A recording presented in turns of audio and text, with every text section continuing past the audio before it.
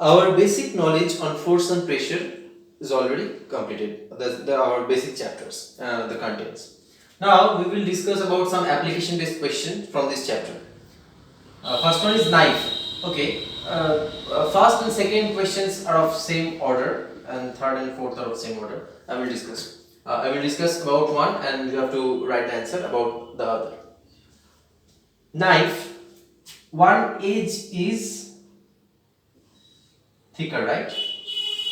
And the cutting edge is made very sharp. Why so? Why? For in case of pin, the top is wider and the bottom is very sharp. Why? What's the advantage? See, from the definition of pressure, we have seen that P equals to F by A. That means force per area. So, whatever force we are applying, that's okay. Now think, if with the same amount of force, area is decreased, what will happen?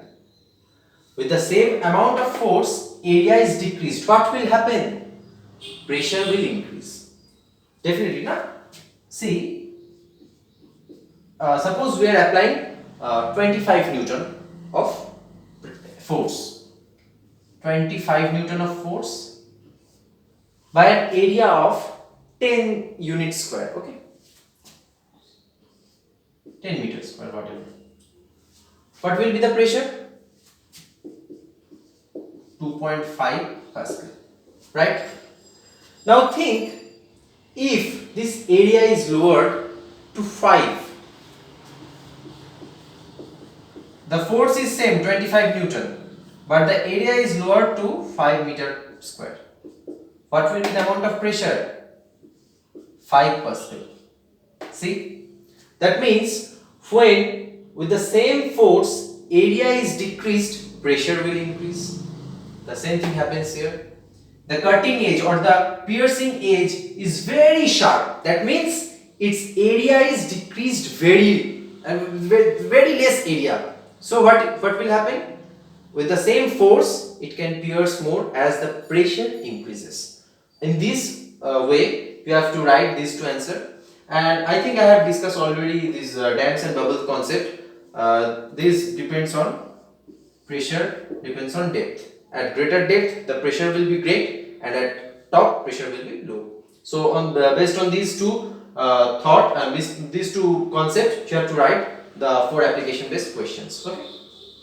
Now there is one extra topic I think I have to discuss for competitive examinations like Olympiads and other. You will find very suitable if I have discussed this.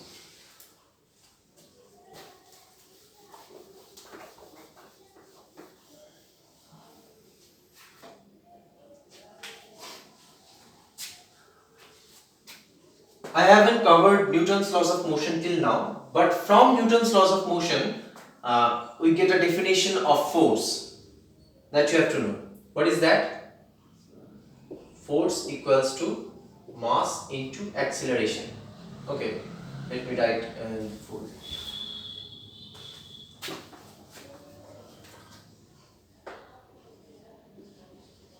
Mass into acceleration.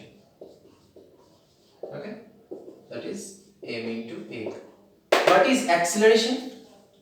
Change in velocity by time. Rate of change of velocity is acceleration. That means m into the final velocity is v. Let the final velocity is v and the initial velocity is u, and the change in velocity occurred in time t. This is acceleration. V minus u by t. Always remember this. Okay. Now multiply with both mv minus mu by t. What is mv? Mass into velocity. That is momentum. Momentum is such a physical quantity that is given by the product of mass and velocity. Momentum equals to m into v. That means force equals to rate of change of momentum. So why I have discussed this topic? Because sometimes in competitive examinations numericals come. Okay, what type of numericals? Let's see an example. Just keep the formula in mind. What is that? F equals to m into a, F equals to m into v minus u by t, F equals to mv minus mu by t. Okay.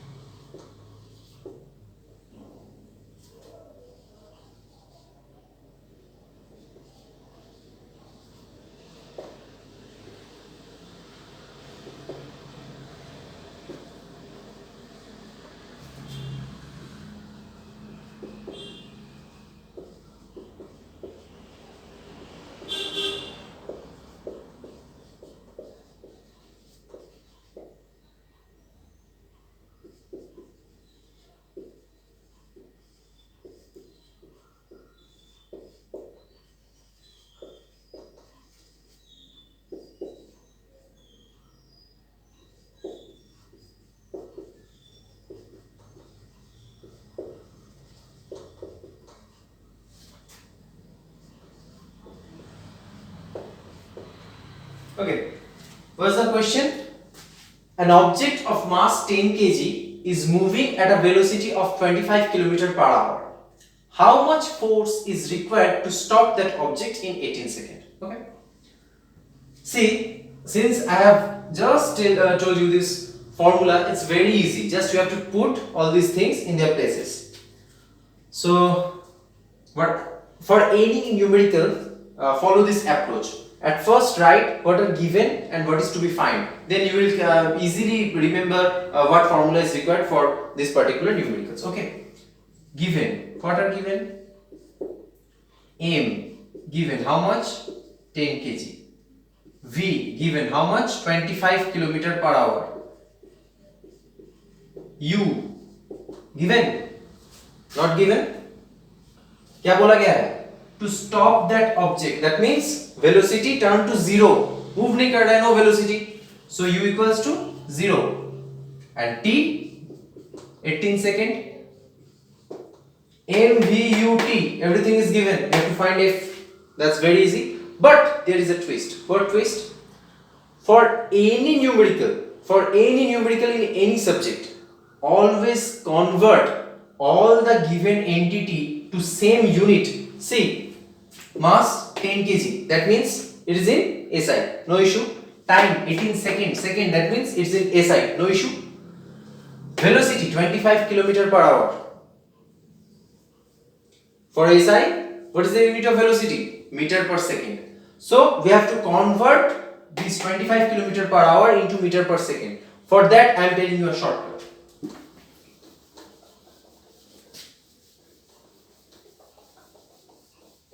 See, kilometer by hour, right? 1 kilometer means how much meter? How many meters? 1000 meters. 1000 meters. And 1 hour means 3600 second, right? How much? Sorry.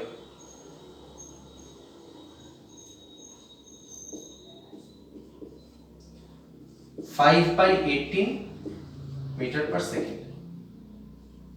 So to convert any velocity from kilometer per hour to meter per second, we will multiply just 5 by 18. So V equals to 25 kilometer per hour. That means 25 into 5 by 18 meter per second. Now we will solve this question. Okay. So